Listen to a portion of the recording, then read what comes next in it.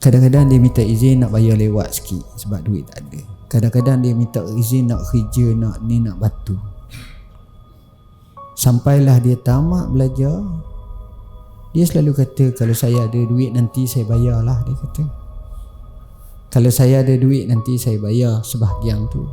Dia pun balik ni bintang dia ni naik cepat, sehingga dia jadi naib presiden Iraq. Sebelum jadi presiden lah, naib presiden. Dia buat lawatan ke Mesir. Sebelum dia buat lawatan tu, dia panggil orang, sama ada wakil duta ke apa Iraq di sana, kau cari nama sekian, kata timbalan Presiden Iraq Saddam bagi ke awak hadiah ni, Cik Saddam.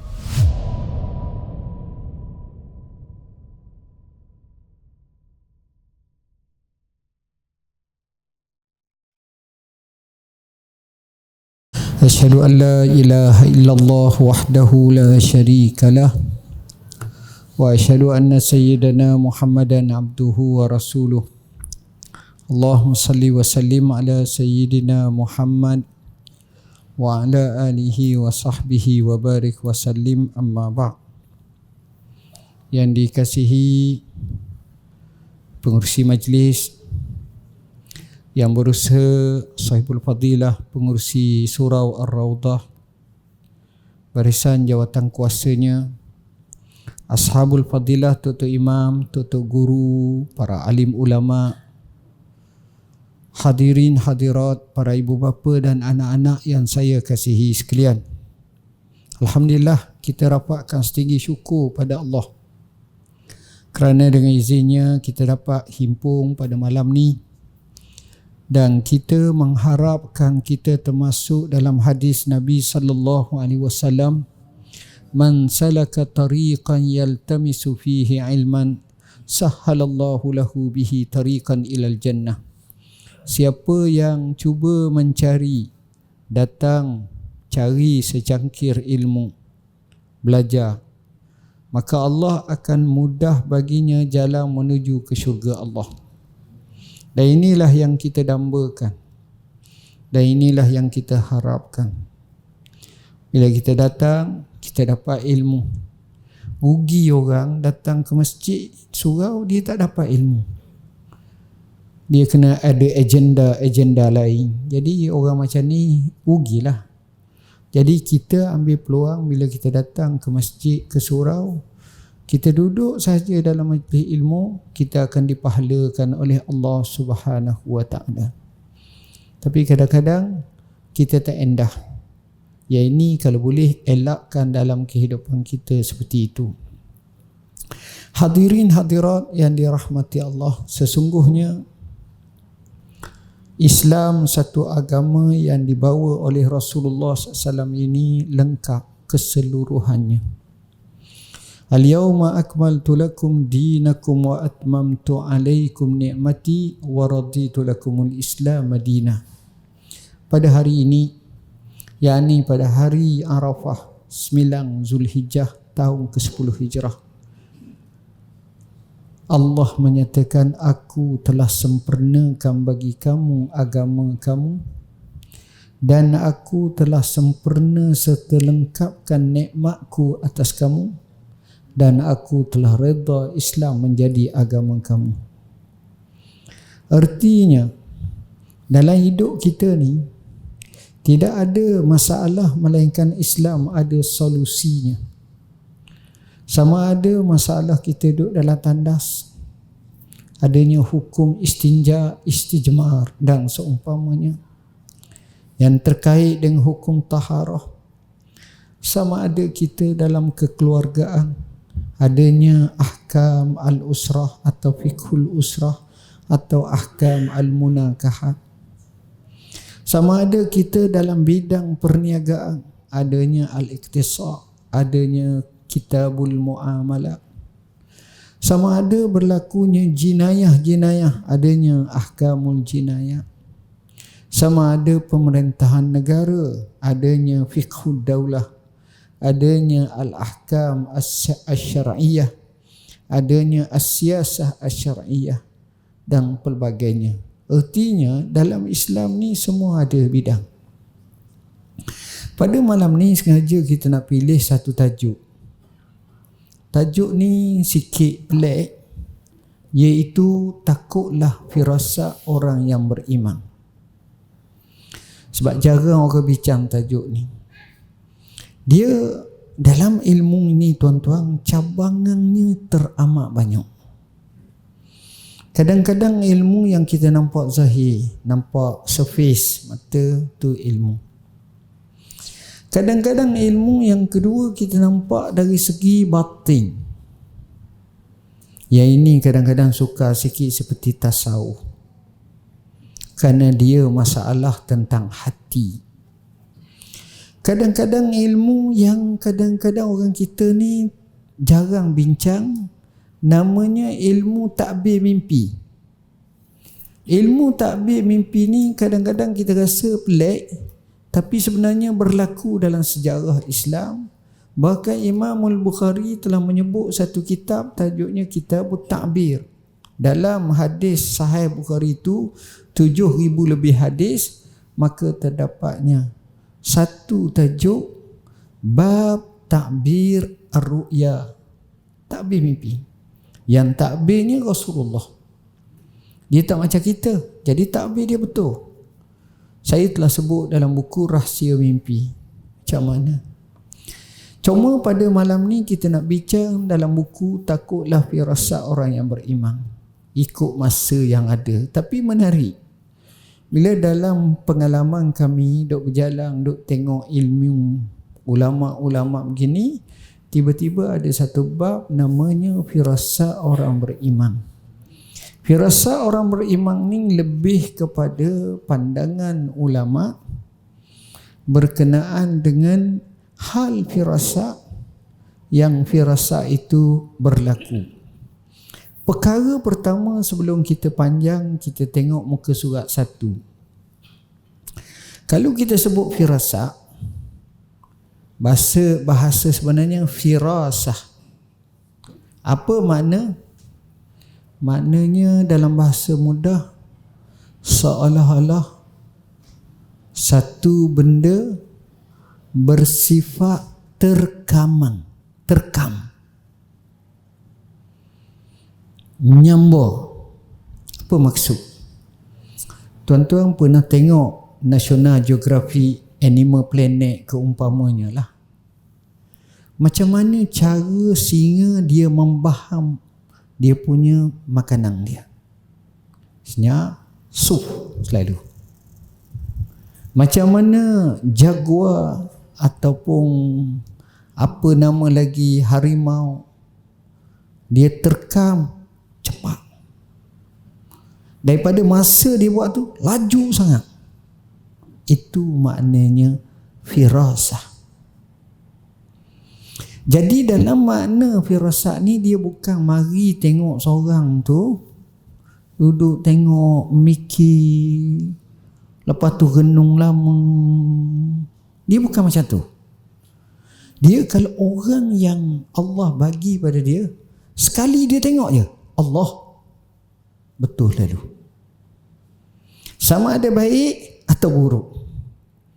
Tekaannya dia bukan macam nujum pak belalang, tak.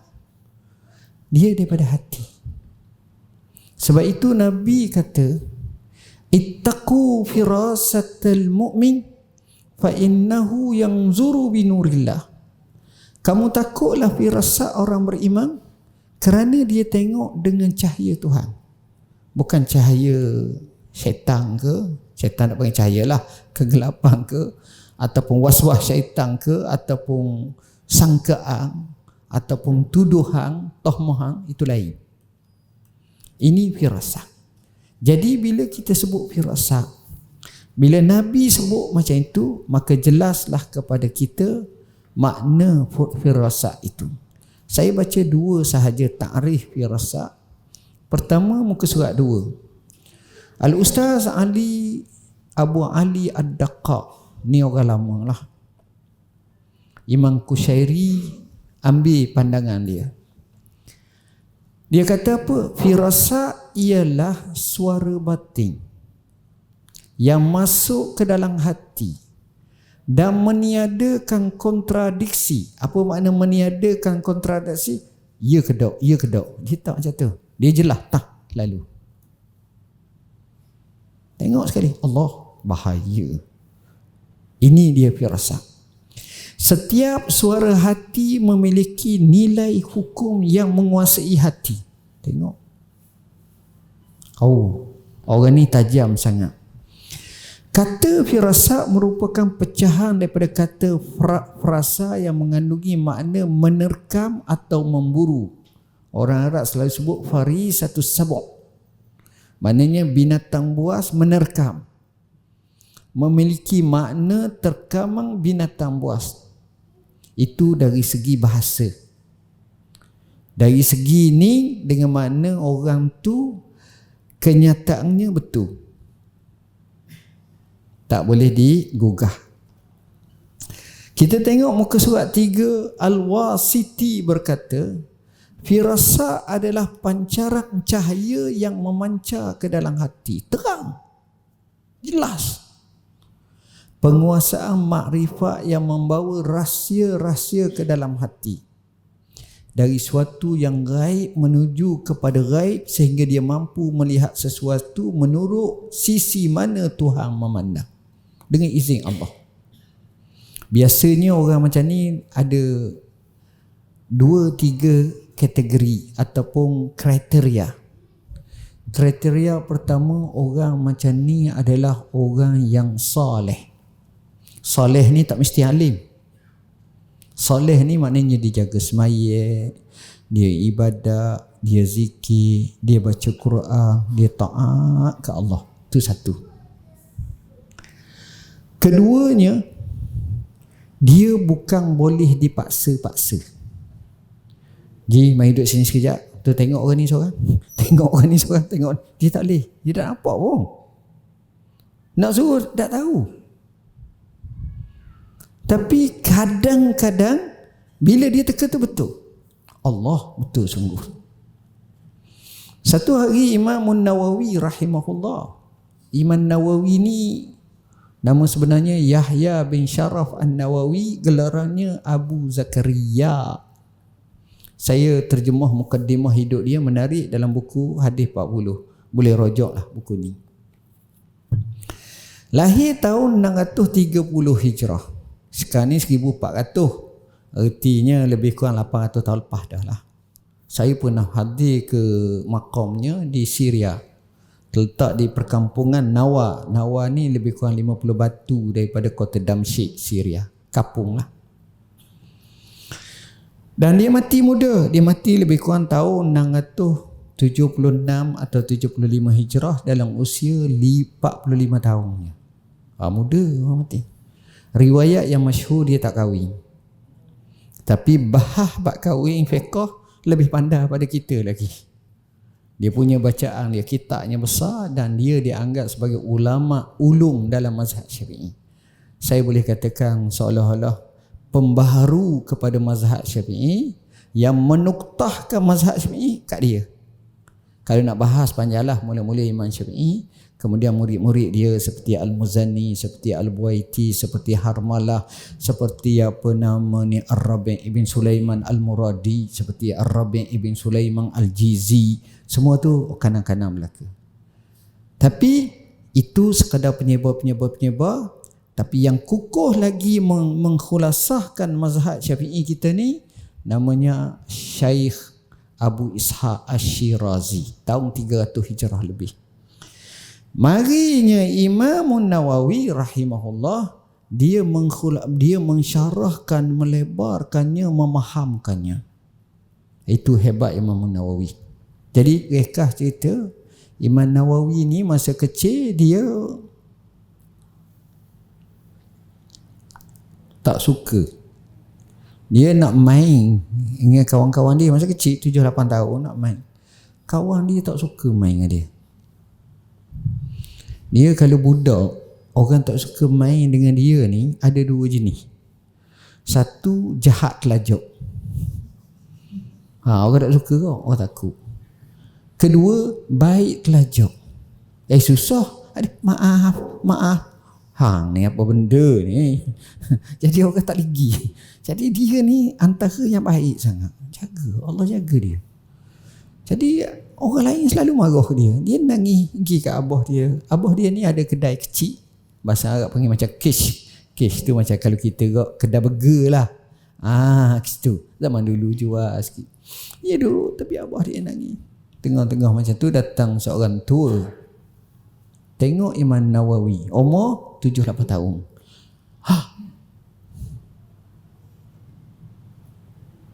Dia boleh tahu. Dia kata budak ni pada masa akan datang jadi orang yang amat hebat. Ilmu tu ramai tak dapat, termasuk saya lah. Memang tak dapat. Macam anak kita lah, 7 orang 5 orang. Kita saka hak abalung lah paling hebat. Tengok-tengok berat nanang.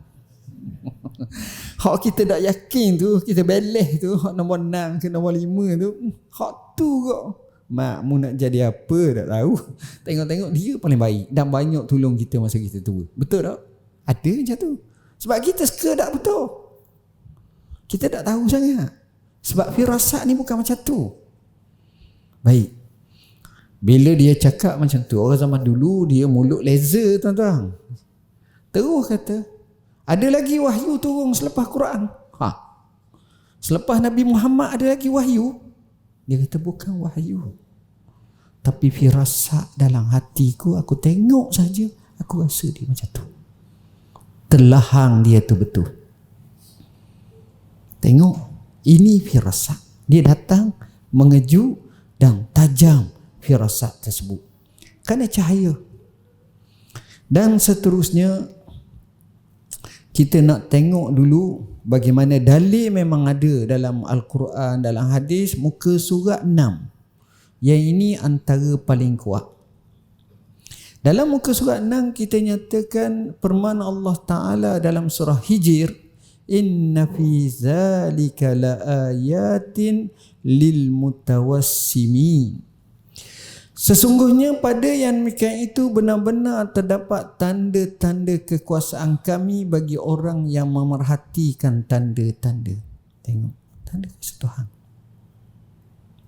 Orang selalu cakap tuah ayam nampak di kaki. Orang kaki main ayam bakar baik ke, dia kenal. Dia tahu. Oh ni tengok, oh ni tengok. Segi kaki tu, dari segi tu. Saya dengar je, saya bukanlah pakar sangat. Saya dengar. Dia tahu. Sebab itu dia kata tuah ayam pada kaki. Kecuali kalau ayam daging tu tak ada tuah lah, sama semua, semelih lah. Sekandang lah, biasa gitu. Ni hak ayam bakar baik ni orang tahu. Orang sebut tuah manusia apa, siapa yang tahu? Betul. Kalau tahu, kita tengok dah. Dia akan jadi menteri akan datang. Buat baik lalu. Daripada kecil dia buat baik. Dia ni akan jadi orang besar masa depan. Dia ni jadi orang yang terkaya. Kita buat belanja dia makan dulu, buat baik. Dia dah akan datang. Tapi Allah tak jadikan macam tu. Kebanyakannya tak tahu. Sebab dia termasuk daripada la'ayatin, tanda-tanda kuasa kami. Tu hebatnya. Dengan sebab itu, bila ditafsirkan mutawassimin ini, Ibn Abbas kata mereka yang mampu menaksir sesuatu di masa depan. Dia tengok, tak, masa depan gini. Tengok, dia tahu dengan izin Allah. Orang yang mengambil pelajaran, tu maksud dia. Orang yang berfikir dalam mengulas hal ini, beliau menyatakan bahawa hal itu merupakan salah satu sifat orang mukmin. Mereka adalah ahli firasat, kata Mujahid, dan beberapa pandangan yang lain lagi. Jadi bila kita sebut firasat ni, itulah yang diriwayatkan oleh Al-Imam At-Tirmizi. Kita tengok muka surat 9. Makna ayat hadis ittaqu firasatal mu'min fa innahu yanzuru binurillah dengan maksud kata Ibnu Asir dua makna. Pertama berdasarkan zahir nas. Zahir kata kamu kena takut sebab dia tengok dengan cahaya Allah. Kerana Allah campakkan kepada hati wali-walinya, justru mereka dapat mengetahui keadaan sebahagian manusia dengan jenis daripada karamah atau ketepatan zon dan sangkaan kuat. Macam Nabi, tuan-tuan. Nabi ni satu kelebihan dia ialah firasat memanglah dia nombor satu. Kalau orang tu mari kat Nabi, orang kalau temu dengan Nabi, terutamanya orang Islam, tuan-tuan rasa dia cengeng ke, dia samsing ke, dia kerah ke, mesti dia amat lembut. Dah dia pun Islam. Ini Nabi kami. Dengan muka hehehe. Dia datang kat Nabi. Dia kata, ya Rasulullah, wasiatkanlah pada saya dan nasihatkan kat saya. Nabi tengok. Nabi kata, jangan marah. Faraddada miraran. Dia datang, dia tanya soalan yang sama. Nabi jawab dengan jawapan yang sama. Jangan marah.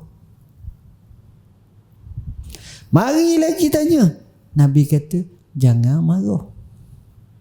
Kalau saya, orang mari kat saya, Ustaz tolong nasihat sikit. Ustaz pun cakap, sembahyang malam. Contohnya.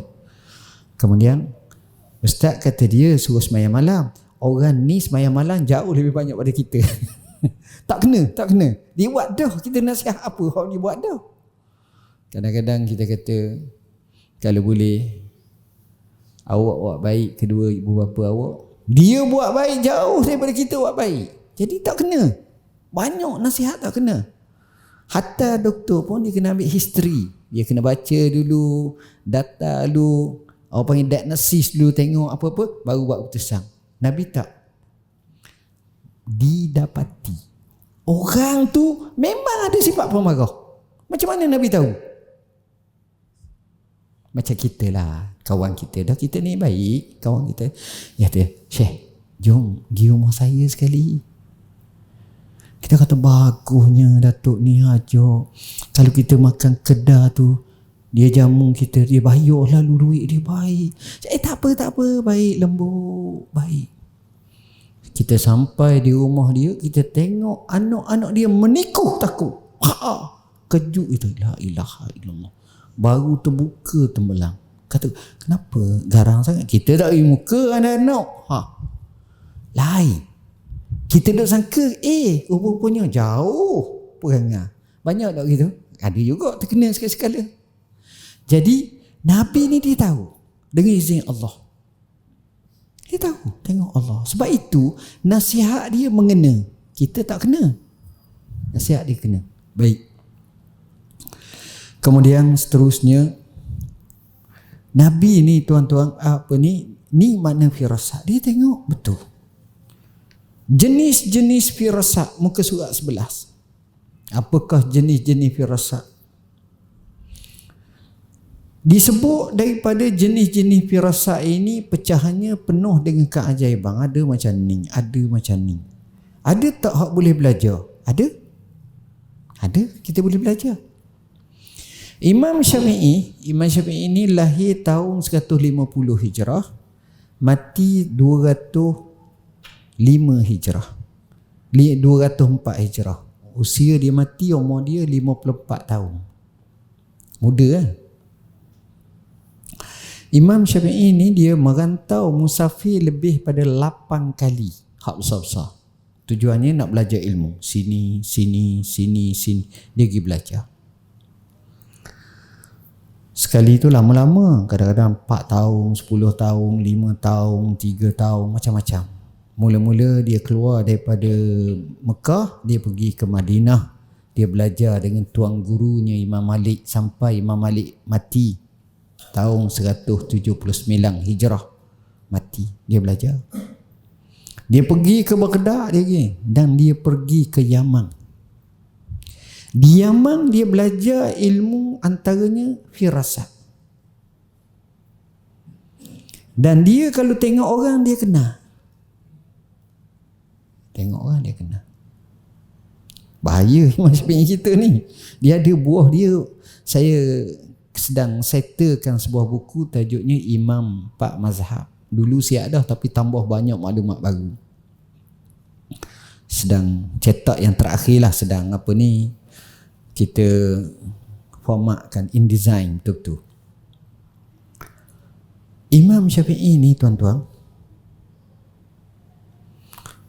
dia kerana belajar ilmu tu, dia tahu dengan izin Allah. Nanti kita baca firasat dia. Salah satunya nak cerita macam mana dia musafir nak balik ke satu tempat waktu tu petang. Jadi adalah seorang lelaki keluar. Kerana ada bangunan, lelaki tu kata, "Tuan, sila duduk kat kita, boleh semua." Imam Syafi'i mula-mula tengok dia terus rasa, orang ni bahaya ni.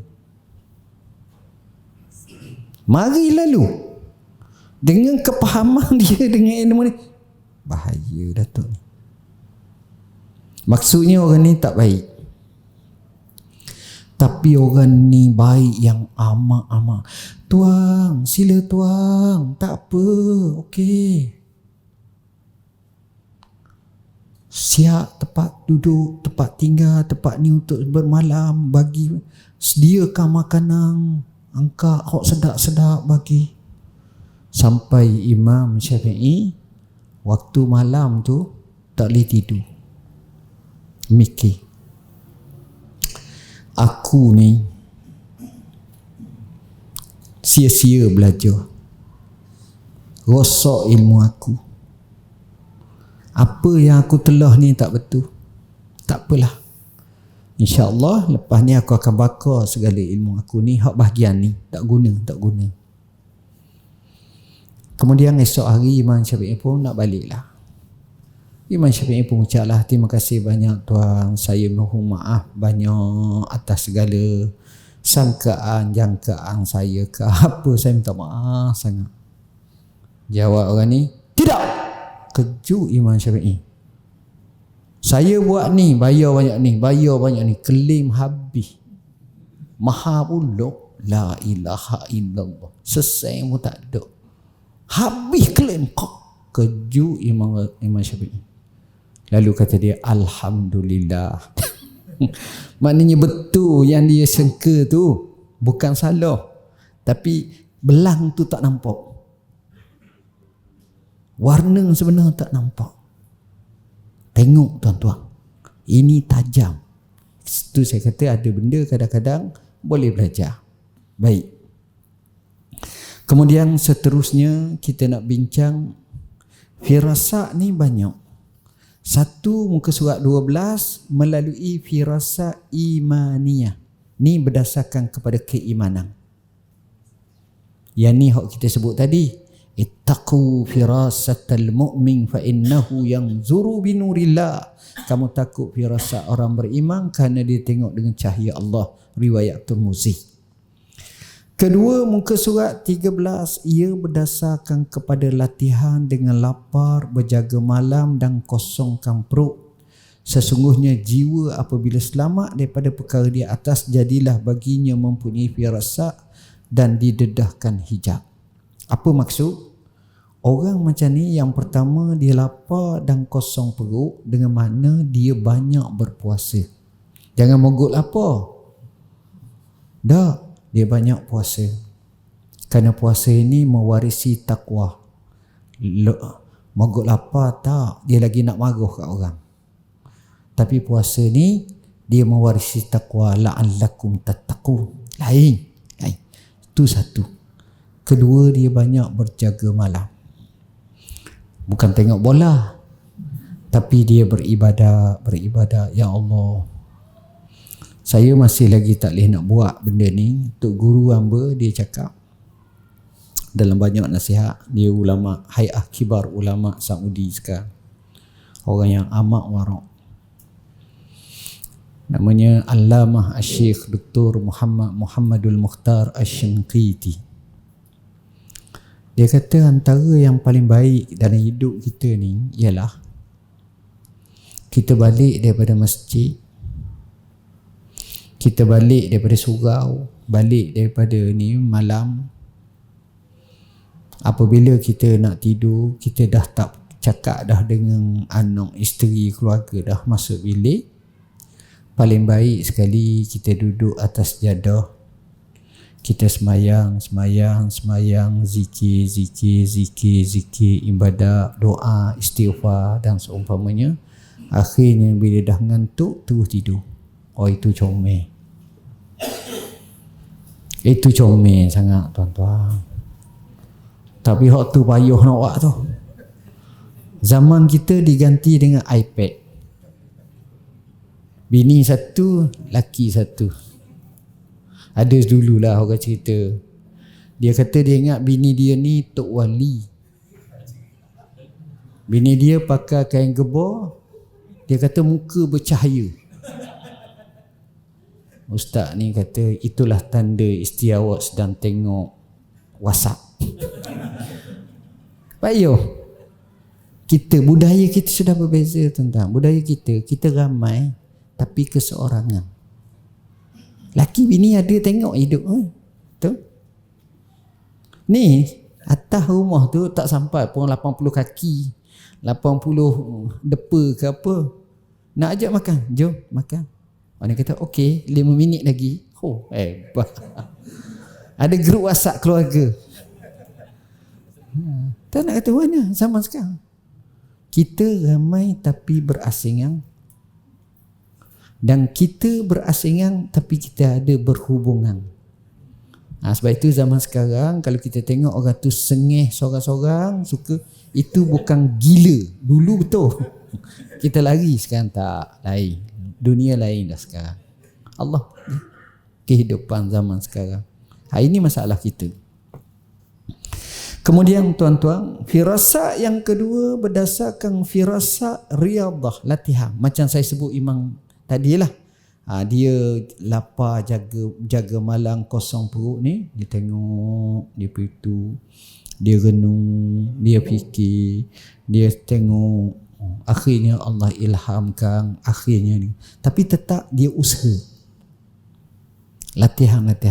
Tapi dia tidak akan cakap Syekh entah ni akan jadi gini-gini, Syekh entah ni jadi gini. Tengok entah ni gini-gini. Itu mustahil. Itu bukan firasat. Yang firasat tak. Sekali sahaja boleh buat macam tu. Kalau kita tengok, itu orang yang hebat tu. Siapa? Contohnya Imam Syafi'i. Imam Syafi'i ni tuan-tuan, saya sekejap lompat cerita sebelum pada ni lah. Imam Syafi'i tuan-tuan, dia mati muda, 54 tahun. Mati dia akibat sakit buasi. Bahasa Arab buasi ni dipanggil basurah bawasir. Jadi kita ambil daripada bahasa Arab tu, kita letak dalam bahasa Melayu kita. Buasir ni sebahagian daging daripada tubuh kita ni keluar. Dan buasir ni satu sakit yang kadang-kadang teruk. Imam Syafi'i duduk masa tengah parah tu, dia bangun saja ibarat perempuan haid yang mana ialah tak pakai itu ke, basah dengan darah belakang. Itu masa parah lah Imam Syafi'i. Allah uji yang jatuh dia. Hari-hari terakhir nak mati, anak-anak murid kanang dia mari semua. Adalah 5-6 orang mari. Ni di Mesir. Dia hijrah ke Mesir tahun 199 hijrah. Dia mati tahun 204 hijrah. 5 tahun dia hidup Mesir. Dan dia mati di Mesir. Dia lahir di Gaza, tempat perang sekarang. Keluarga sebenarnya duduk Mekah. Hijrah pergi ke Madinah, belajar banyak. Pergi ke Kufah, Baghdad sama tu, belajar murid kanang nenung. Patah ke lagi Takenung pula, ke Yaman. Begitulah. Akhir sekali 199 dia pergi Mesir. Bila anak murid kanang dia mari semua, hari tu dia tengok anak-anak murid dia. Sekali ni dia tengok lain macam. Dia tengok, dia tenung sorang-sorang. Oh, itu kekuatan. Hak ni kita tak ada lah. Memang payah tu. Kekuatan luar biasa. Dia tengok anak murid dia. Dia tengok anak murid dia Al-Muzani. Al-Muzani itu bukan perempuan. Gelaran belakang. Namanya Ismail ataupun Ibrahim Al-Muzani. Dia tengok. Dia kata, wahai Muzani, satu masa nanti tak lama, kamu akan menjadi tokoh yang paling terkenal dengan keilmuan di bumi Mesir. Dan dia sebut Al-Muzani Nasiru Mazhabi. Muzani adalah pendukung kepada mazhabku. Betul sungguh. Selepas tu sekejap naik lalu Allah jadi. Dia tengok anak murid dia kedua, Al-Hakam. Dia kata, kamu akan kembali kepada mazhab ayah kamu. Kawan ni belajar dengan Imam Syafi'i, ikut mazhab Syafi'i apa-apa ni, tapi entah apa selepas beberapa tahun saja clash, patah kepada mazhab Maliki. Benda tu, dia tengah cakap ni kawan tu dalam mazhab Syafi'i. Dia cakap gitu, betul. Dia tengok kawan dia, anak murid dia yang ketiga, Ar-Rabi' ibn Sulaiman Al-Muradi. Ar-Rabi' ibn Sulaiman Al-Muradi ni tuan-tuan, sejarah dia adalah dia ni bukan orang cerdik. Payah ingat. Payah. Bahasa kita macam benok benok. Ar-Rabi' ibn Sulaiman ni ada dua orang. Semua nama Ar-Rabi' ibn Sulaiman. Seorang nama Ar-Rabi' ibn Sulaiman Al-Jizi, daripada Jizah. Ni Mesir semua. Ini cerdik sangat. Seorang lagi namanya Ar-Rabi' ibn Sulaiman Al-Muradi ni tak bijak. Tapi firasat tajam Imam Syafi'i kata budak ni cerdik. Lalu dia kata, wahai Ar-Rabi', kalaulah ilmu tu macam makanan lah, macam makanan, aku ambil, aku gepar, aku sumbat mulutmu, satu. Ambil pula dua. Tapi ilmu tu bukan macam tu, Rabi'. Ini daripada Tuhan. Tapi Ar-Rabi' ni Imam Syafi'i santuni dan kata Ar-Rabi', aku tak tengok Tok Guru kadang-kadang dia ngajar aku tu berpuluh kali. Aku benar tak faham. Akhirnya ngajar. Kita kok dengan tangan naik, dengan mulut cakap apa-apa tak berhati. Imam Syafi'i tak. Tapi akhirnya kata Imam Syafi'i, ya Rabi', kamu akan menjadi pendukung dan pembela utama mazhabku. Betul sungguh. Kalau kita baca riwayat-riwayat Imam Syafi'i dalam kitab dan apa pun, daripada Ar-Rabi' lah. Jasa dia besar dalam mazhab Syafi'i. Dia tengok anak murid dia seterusnya, yang seterusnya namanya Buaiti. Dia tengok ke Buaiti. Dia kata, Buaiti, kamu kena bersabar. Kamu akan diuji dan kamu akan mati dengan besi dan tangan di tangan kamu. Besi dan kaki, tangan dan kaki dengan besi pada kamu. Betul sungguh. Tak berapa lama Imam Syafi'i mati, berlaku satu fitnah khalqil Quran. Fitnah Quran itu makhluk. Ini zaman tu, dalam period tu ada 3 khalifah yang menganut fahaman Mu'tazilah.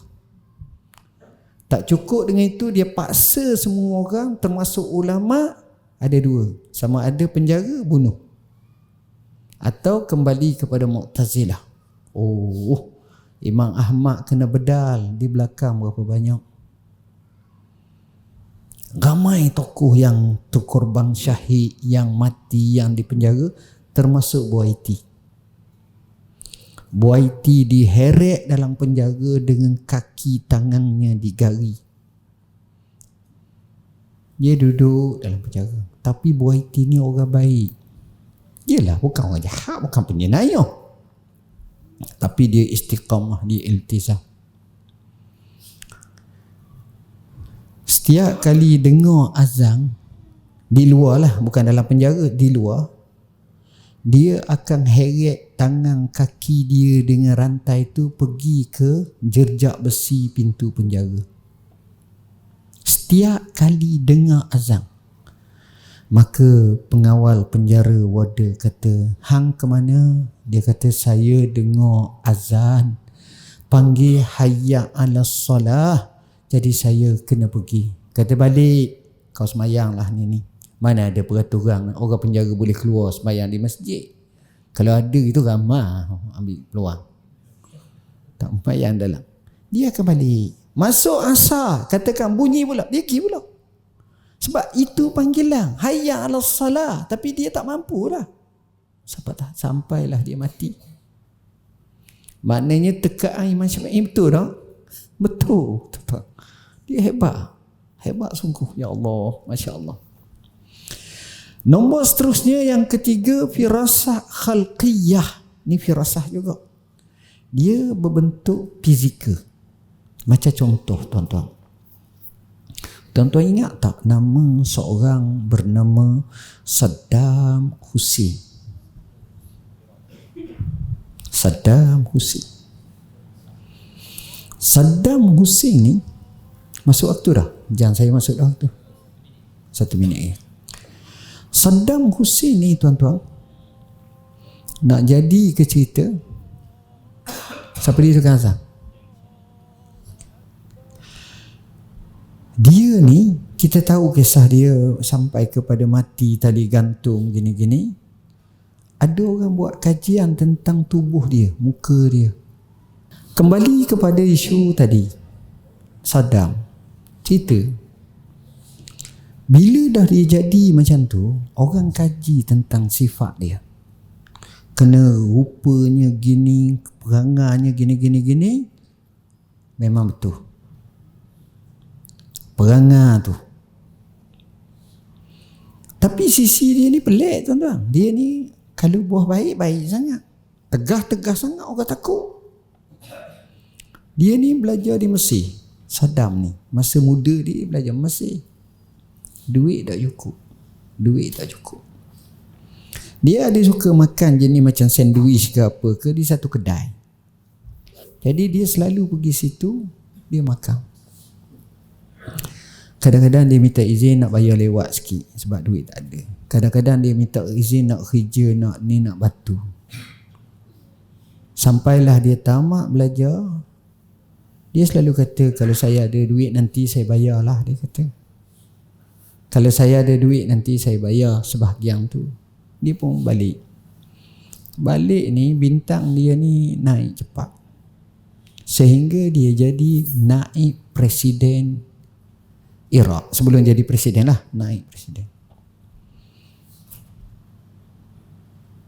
Dia buat lawatan ke Mesir.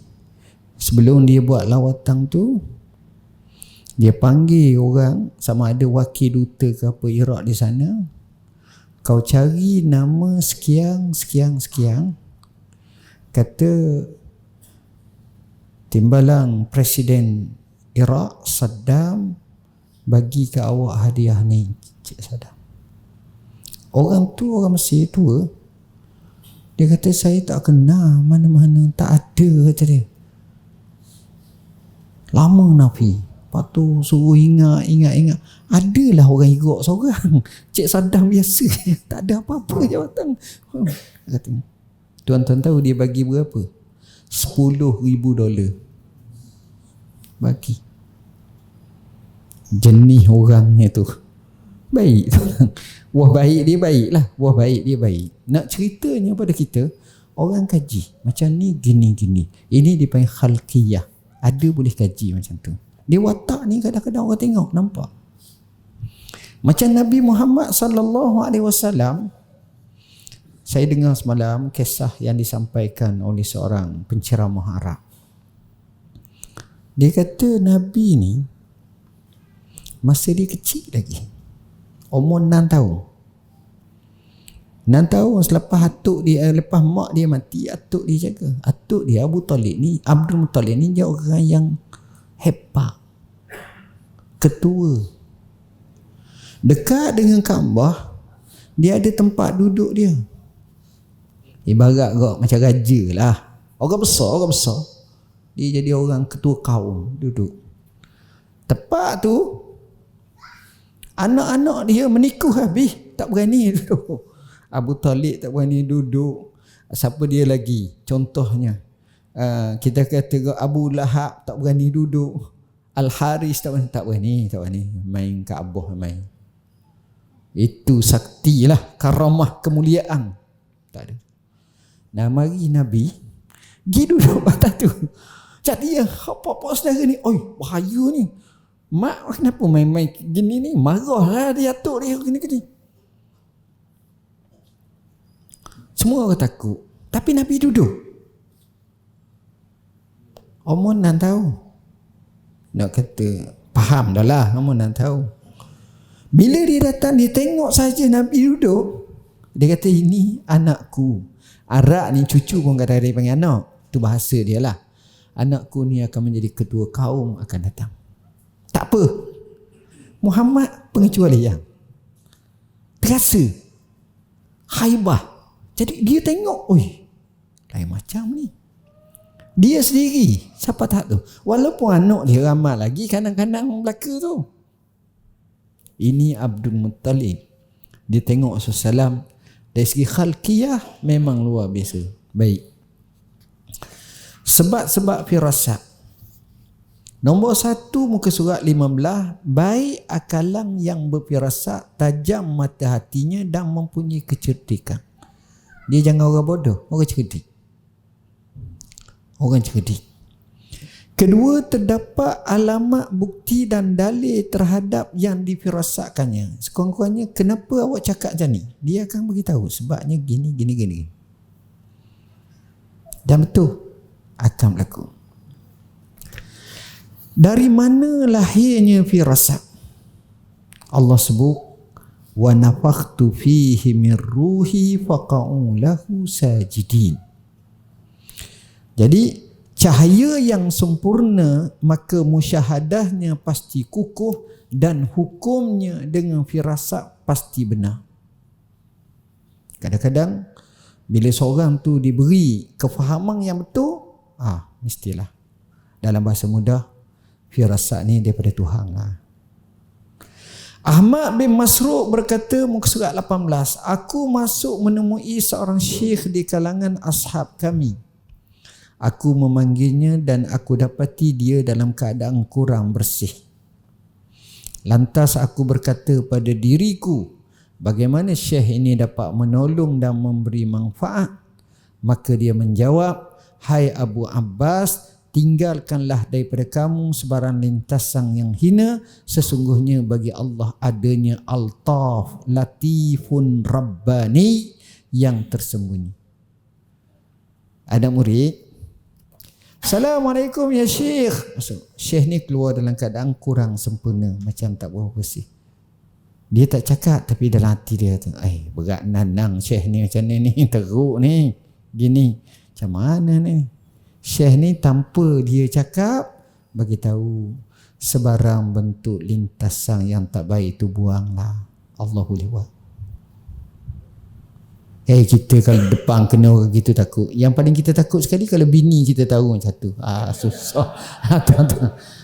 Susah tak sakat nak dia pegang tak sebaik subhanallah. Tu jangan main lah. Tuan-tuan, macam ni, lintasan macam ni, Nabi cukup tahu. Nabi tahu. Nabi kita, tuan-tuan, banyak saya baca, saya bila dah kaji bab Nabi banyak sangat ni, kita buat buku garis masa hayat Rasulullah SAW. Satu persatu. Pelik tuan-tuan. Bila kaji ni memang luar biasa. Nak ceritanya, ada orang namanya Safwan, kata silap. Dia daripada Mekah. Peristiwa ni berlaku selepas Perang Badar tahun 2 Hijrah bulan Ramadan. Selepas tu dia datang ke Madinah. Dia kafir. Masa itulah bukan Islam. Bila dia datang sampai kota Madinah, Sayyidina Umar tengok dia. Sayyidina Umar ni tajam firasat. Bila Sayyidina Umar tengok ni, Sayyidina Umar kata dah ni jahat ni, mari ni kena jahat ni. Sayyidina Umar baca selalu. Sebab itu anak Sayyidina Umar, Abdullah bin Umar berkata, tidak Umar berkata ahsibuhu, aku sangka mesti betul. Oh, bahaya Sayyidina Umar ni. Dia bersih orang. Yalah, iblis syaitan pun takut kat dia. Kita syaitan iblis member. Bahaya. Sungguh. Ni dalam nas hadis sebut.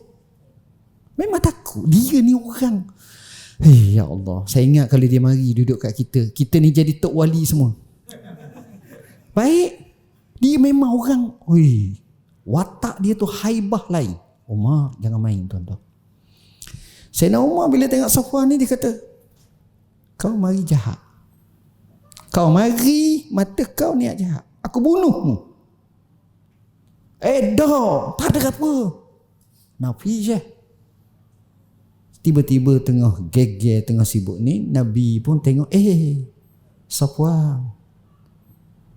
Umar, biarkanlah dia mari. Mari duduk. Duduk. Ibarat kita gak minum air ajak lah. Safwan, Nabi tengok, Safwan, hang hari ni nak buat apa? Tak ada apa ya, tak ada apa ya Muhammad. Mari saja-saja nak tengok gini-gini. Tak ada apa. Gini-gini. Sayyidina Umar duk berhati. Tak ada apa. Betul tak ada apa. Tak ada Allah. Mari gitu je lah. Dah betul lah mari. Dah sungguh. Sungguh. Tak ada apa. Duk napi kat 20 kali, 10 kali.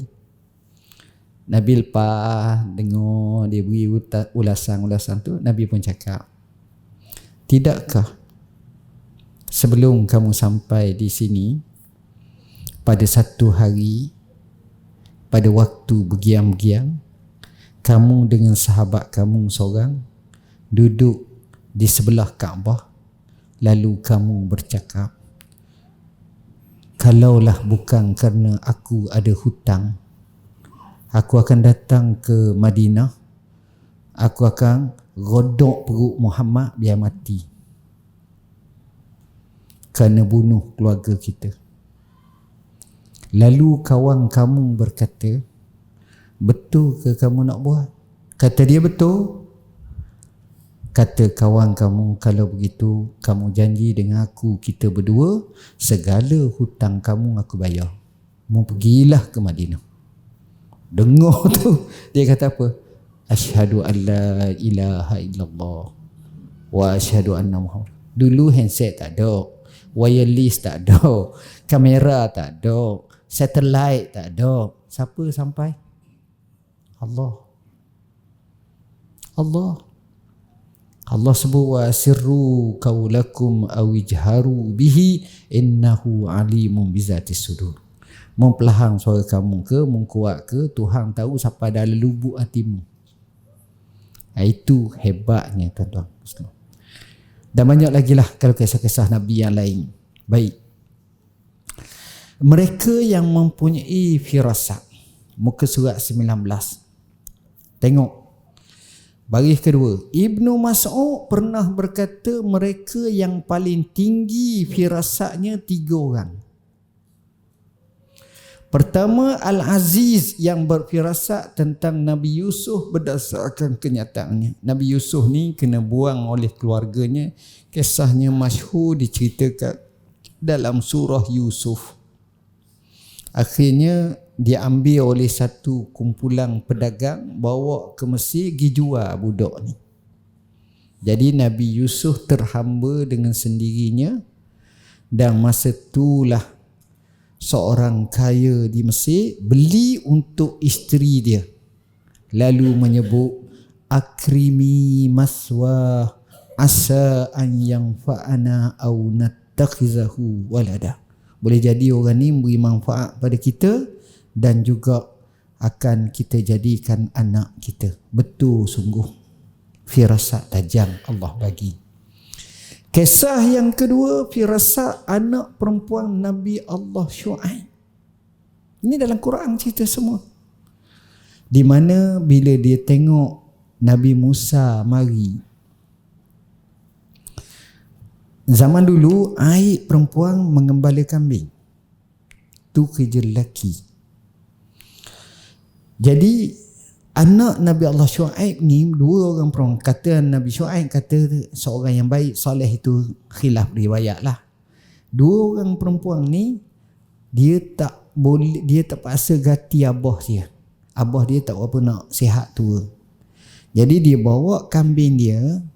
Zaman dulu dia ada telaga besar. Telaga ni dia akan tutup dengan macam kerek ke apa ke. Selepas guna dia tutup. Bila nak guna, mereka pakai akak lah. 10 orang ke 8 orang kagah akak. Kemudian kambing-kambing mereka hak lelaki pengembala ni, dia beri minum banyak. Dua perempuan ni, apa yang dia buat dengan kambing dia, mungkin 10, 15 ekor ke 20 ekor ke, dia akan pegang kambing dia, jaga supaya jangan pergi lagi. Adab kata bila selesai dah pergi ni, dia tutup balik, dia akan pergi dekat bekas tu, mana-mana sisa-sisa air tu, kambing dia minum lah. Sebab dia tak campur lelaki dengan perempuan. Tu sama dulu, zaman Nabi Musa dulu. Zaman Nabi Musa masa tu, dia duduk di sebuah pokok, duduk nyanda. Nabi Musa doa kat Tuhan, Rabbi lima anzalta ilayya min khairin faqir. Ada orang kata doa ni kalau baca dapat bini ya. Kena ambil kisah macam tu. Saya ada sebut tapi dalam buku, inilah doaku. Ada riwayat macam-macam lah. Nak anak, nak ni macam-macam. Dapat tak mestilah, tapi kita doa. Allah bagilah kalau betul. Dia tengok dua orang perempuan ni, dia pun pergi tanya, ni ada gapa? Kawan ni pun, zaman dulu kalau cakap perempuan lelaki ni, dia cakap dalam bentuk straight to the point. Dia tak ada basi-basi macam kita. Assalamualaikum, apa khabar? Dia straight to the point. Tu zaman dulu. Nabi pula. Apa? Perempuan ni jawab, kami ni nak beri minum air kambing sehingga hatta yusdir ri'a, sehingga pengembala lelaki ni pergi dah. Lepas tu baru kami beri minum. Tapi dia faham, dia takut Nabi Musa ni akan cakap, mana bapakmu, mana abangmu, mana pak daramu, mana gini. Yalah, sebab ini menyalahi adab. Perempuan main kambing, bela kambing begitu skala besar. Dia terus jawab, siapa dia? Perempuan ni kata, wa abuna syaikhun kabir. Kisnya abah kami ni orang tua, syekh tua. Jadi Nabi Musa faham lah. Sebab tu tak ada anak lelaki, jadi dua anak perempuan ni, anak dara, jaga kambing abah. Nabi Musa pun bismillah, dia seorang je angkat. Akak kot macam kita akak mudah. Sedangkan orang lain berpeluh akak, dia akak, dia gagah lah, Allah jadi. So tak beri minum saya, kenyang kan. Kawan ni tak cakap banyak, balik. Bila balik, perempuan tuan-tuan, orang cakap 2 patah, dia cakap 80 patah. Apa lagi modal besar lah. Abah, kita tengok orang pelik sangat, seorang gini. Hebat abah, gerung tengok. Yalah Nabi, gerung abah gini. Abah ni orang cerdik. Jangan jadi abah orang bodoh. Cerdik. Kena cerdik. Abah ni cerdik. Dia tahu anak dia. Dia kata seorang, pergi tolong panggil dia. Tolong panggil sebab abah nak temu. Datang seorang. Sekali ni tak datang 2 orang dah, datang seorang. Datang ni pula dalam bahasa, dalam Quran sebut, waja'at ihdahuma tamshi ala istihya. Salah seorang tu datang, dia berjalan di atas malu. Minta maaf lah wanita, perempuan ni tuan-tuan, setakat yang saya tahu lah, kalau salah tolong betul lah. Dia dalam hidup dia perjalanan yang paling dia malu dan paling plus dengan takut ialah ketika mana dia suka sangat kepada seorang lelaki yang dia nak kahwin, bakal tok tua dia mari. Kali pertama dia nak akak gelas air tu, ketar tangan. Kita ingat Parkinson tau. Dia jalan tu macam mana jalan? Dia boleh ke jalan gini? Orang tak jalan gitu. Dia jejak tu dalam bahasa mudah kok. Catwalk lah. Faham catwalk? Maknanya itulah yang disebut Ja'at tamshi ala istihya, malu. Dia kata apa? Sesungguhnya bapa saya panggil awak sebab nak balah apa yang awak baik kat hamba. Tengok, zaman dulu dia tak ada bunga-bunga eleh, malu ni. Dah, dia straight to point. Jadi Nabi Musa pun ikut tak cakap. Sampai anak ni terus cakap. Dia kata apa? Ya abatistajirhu, inna khaira man istajartal qawiyul amin. Wahai abah, kita ambil dia abah, buat upah kat dia. Dia kerja kita. Kerana orang yang paling baik kamu nak upah orang yang kuat. Sebab dia tengok dah, Al-Amin, orang yang amanah. Tak ambil kesempatan. Kalau kita dah saya akak minta kambing seekor, dah kurang-kurangnya beri kenyang. Allah, sama-sama faham lah. Hamba pula orang daripada luar mari, perlu juga makan minum. Contoh kita cakap macam tu. Macam saya mari sini, tanya lalu makanan siap dah? Siap, makan lalu. Seronok. Tuan-tuan, saya kata abah dia ni orang cerdik. Abah ni orang cerdik. Abah ni bila anak perempuan cakap macam tu, direct cakap, wahai lelaki, wahai Musa ke apa, saya ingat saya nak kahwinkan kamu dengan anak saya. Direct. Tengok orang lelaki kan, dia boleh judge dah. Anak dia cakap tu dalam bahasa indirect. Kalau tak faham tu pas sudah tak faham. Abah yang faham tu terus jawab. Ini maha abah. Orang cerita zaman dulu. Anak ni malu nak nikah, nak royak ke abah tak boleh. Akhir sekali dia pergi pasar beli ubi. Ubi kayu ke, ubi stella, ubi togok ke beli. Dia masak, dia rebus, dia akak ke abah dia. Abah dia ada, dia pun cakap, abah nak ubi ni. Dia kata nak ubi ni. Jadi ubi ni nak bini. Abah dia kata kau ni nak rayak cara berlapik, tapi itulah. Ayah bijak. Firasat tahu anak macam ni kahwin. Dan kisah sebenarnya menikah. Kisah sebenarnya berkahwin. Hebat orang zaman dulu, ya Allah. Itu firasat yang kedua. Yang ketiga, ni hak akhir lah. Sebab kalau saya nak cerita sebuku, tuan-tuan, sebuku jawab dia kena mari pula 7 hari semua. Saya tak boleh. Yang ketiga, firasat Abu Bakar ketika melantik Umar sebagai khalifah. Ni ayat ni bukan ayat ni, ayat lain. Tuan-tuan tak masuk ayat ni lah. Hak tu balah hak tadi tu. Tuan-tuan,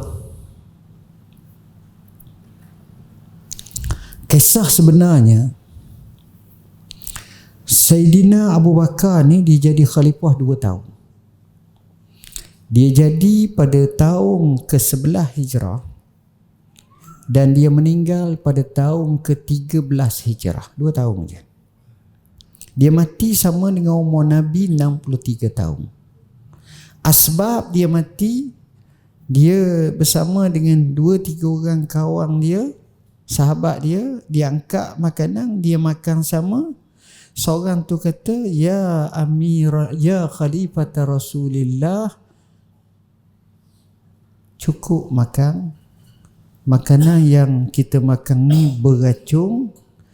aku dan kamu akan mati hari yang sama. Betul sungguh. Artinya Abu Bakar mati disebabkan diracun. Ada 2-3 orang mati kena racun. Nabi pun asbabnya dalam perang Khaybar, itu wanita Yahudiah, tapi selepas 4 tahun. Umar bin Abdul Aziz mati 101 Hijrah, diracun juga. Baik. Sayyidina Abu Bakar ni dia sakit gering nak mati dah. Masa tu mikir siapa nak jadi khalifah. Pengalaman berlaku ketika mana pelantikan beliau jadi khalifah hampir huru-hara. Maka dengan ijtihad ilham Rabbani yang Allah bagi kepada Abu Bakar, Abu Bakar buat satu cara baru pula. Dia tentukan siapa khalifah selepasnya. Apa yang Sayyidina Abu Bakar buat? Sayyidina Abu Bakar panggil Sayyidina Uthman. Uthman, kamu tulis apa yang aku cakap. Haza ma ahida ilaihi Abu Bakrin ila hazihil ummah bitawliyati Umar. Maksudnya inilah perjanjian Abu Bakar kepada umat ini bahawa selepas wafatnya Abu Umar akan menjadi khalifah. Dia pensang, sakarat maut, dia terjaga. Bila terjaga, dia panggil lagi Sayyidina Uthman. Dia kata, "Mang, mu tulis tak lagi?" Kawan ni kata, "Tulis." Baca betul-betul. Bila tahu Sayyidina Abu Bakar nak lantik Sayyidina Uthman, Sayyidina Umar jadi khalifah, orang ramai dapat tahu terus mengamuk. Mereka ada yang kata, adakah kamu ingin menjahanamkan kami dengan Umar? Sebab Umar backing sangat, tuan-tuan. Backing sungguh. Dia kalau ngundi pilihan raya kalau. Orang tak suka. Ni cerita benar ni. Ni peringkat pertama. Sebab itu sahabat tu cakap gitu. Mu menjahanamkan kami dengan Umar. Tapi Sayyidina Abu Bakar kata, aku bertanggungjawab di hadapan Allah. Wallahi, keputusan Abu Bakar dalam kehidupan dia ni macam sentiasa mendapat suluhan ilahi dan hadiyun nabawi. Tidak ada manusia sehebat itu. Wallahi, sampai sekarang. Sebab itu Sayyidina Abu Bakar, Sayyidina Umar, bila Sayyidina Abu Bakar beri pendapat, ya Allah, kenapalah Abu Bakar nampak? Kami tak nampak. Betul. Ini Abu Bakar. Kita nampak susuk kecil je. Oi, dia ni mastermind. Kata orang, anak butir Nabi betul-betul. Faham? Kehendak Nabi, dia faham. Saya boleh kisah tapi masa tak sempat nak cerita. Latih. Tuan-tuan tahu, hanya beberapa tahun sahaja, akhirnya semua rakyat suka kepada Umar. Mati Umar tahun 23 Hijrah, menangis habis. Ya dulu enggak menentang sangat. Tak, sebab tak nampak. Betul tak kata-kata Abu Bakar? Betul. Zaman Umar, 2 superpower dunia, Rom tumbang, Parsi lebur. Mana ada pemimpin boleh goyangkan, goncang, hancur 2 empire. Empire ni bukan negara. Empire ni mewakili gugusan negara. Tengok, hebat. Sebab itu firasat Abu Bakar ni memang tajam. Tapi Abu Bakar ni orang kuat semayang, tuan-tuan. Semayang malam dia tak tinggal. Saya sebut ensiklopedia solat-solat sunat. Abu Bakar dan sahabat-sahabat puak-puak ni memang mereka ni kejar masa, tuan-tuan. Masa. Ambil betul-betul. Saya sebut masa pelihara lah. Mereka ni pula kalau rumah tangga terbaik, baiti jannati, rumahku syurgaku. Kalau sedekah, mereka kaki sedekah. Keajaiban sedekah, saya sebut. Tuan-tuan pakai baca, beli je, jangan baca, beli je. Mungkin satu masa nanti bacalah. Mereka lah paling pemurah. Mereka paling pemurah. Abu Bakar antara orang yang paling pemurah. Rasulullah sepemurah manusia. Jadi tuan-tuan, kalau kita nak cerita bab ni, kita luar biasa. Saya baru masuk 7 Oktober, hari ni 10, 11, 12.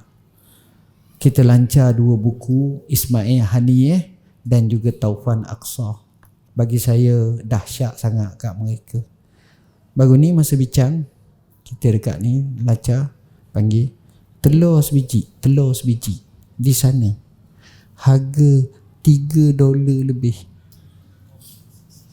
Sekarang ni 4.2, jadi 3 kali 4, 12, mungkin 13 riyal. Saya baru pergi beli telur sepapang semalam, sebab ada kawan datang ramai nak makan, beli. Baru 11 riyal lebih. Kata ya Allah, nak hidup macam mana sana? Harap ihsan bantuan kita ya Allah. Sebab itu saya selalu pesan kepada diri saya, tuan-tuan juga, kalau adalah NGO yang baik, yang soleh ni, bukan scammer lah, kita tahu dia berdaftar ni, bagilah RM1, RM2, RM5, ikut kemampuan. Mudah-mudahan itu sebagai aset akhirat kita, kita bantu saudara-saudara kita. Jadi saya nak mohon maaf banyak-banyak, ceramah saya walaupun tak habis, kalau ikut jadualnya 5 tahun sekali. Jadi insya-Allah kita akan marilah 5 tahun sekali akan datang. Kita ceramah tajuk lain pula, mudah-mudahan beri manfaat kepada kita semua. Bahasa saya guna sengaja saya bergurau sikit-sikit. Aqulu qauli hadza wa astaghfirullahal azim li wa lakum. Sebelum akhir sekali, saya minta tuan-tuan, handset masing-masing ada, masukkan dalam handset masing-masing apps Al-Inarah. Percuma. Kita telah jawab lebih daripada 7,200 soalan. Setiap hari kita update 6 soalan. Jadi tak payah tanya saya lah. Buka je, termasuk dalam isu-isu semasa dan hukum hakam, kita jawab semuanya. Bismillahirrahmanirrahim. Allahumma faqihna fiddin, alimna ta'wil. Allahumma ja'alna minal ladzina yastami'una qawla fayattabi'una ahsanah. Wa sallallahu ala sayyidina Muhammadin wa ala alihi wasallam. Assalamualaikum warahmatullahi wabarakatuh.